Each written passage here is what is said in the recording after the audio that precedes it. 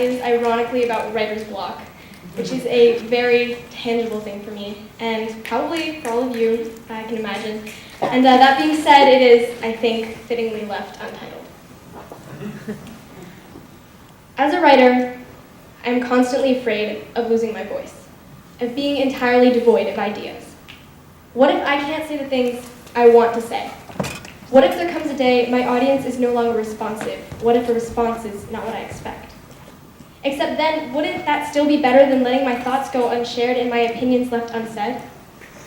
On the flip side, there's always the fear that my words aren't worthy enough to be shared on a stage alongside words uttered with utter perfection by friends and fellow writers. But then again, isn't everyone afraid of that?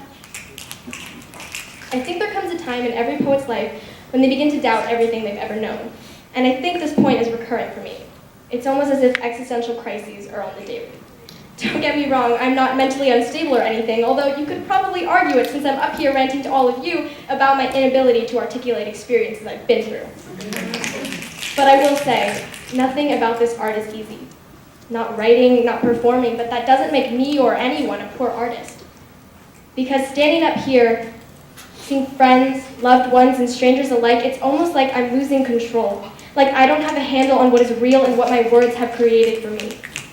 And I can guarantee that I have had moments when the only thought running through my mind was, I can't do this anymore. Doubt, self-consciousness, and fear were all sprinters in this marathon, vying to outdo one another and determine which could discourage me fastest. How could I be confident, sure of anything, when I kept comparing myself to all the talent that surrounded me? You see, I'm always so focused on creating that next masterpiece that sometimes I forget why I started doing this in the first place. I turned to poetry at one of the lowest points in my life to express things I didn't know how to express otherwise. Bullying, a chain reaction never ending that required some serious mending. Cancer, my mother's diagnosis and her fortunately good prognosis. Change, my low self-esteem and friendships I couldn't redeem.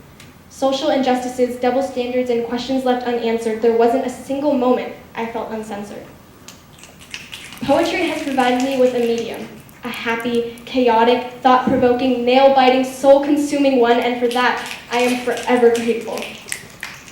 Even on those worst days when everything's a haze and my hazel eyes lose sight of what's right in front of me, when I forget the instants of glory that the stage brings me, and I can't write for the life of me, somehow, something inside me tells me that I can't stop trying to work through my writer's block, my anguish, or my nerves, because if I do, I'd be leaving behind an entire part of me that I only recently discovered myself. And that is something I am not willing to give up, no matter how unpredictable this passion is, because it is my passion. My life isn't perfect, but poetry taught me how to deal with that. It transcends time and space. It will always be with me 5, 10, 15 years, a lifetime from now, regardless of wherever on this earth I will be. It has given me a family of supporters in a whirlwind world teeming with anxiety, violence, and corruption. I can't imagine my life without it. Thus, I realized that I need to stop worrying about the day that my words stop flowing out of me, because I can't be certain that that day will ever arrive. I don't know what's in store for my future, or even for tomorrow.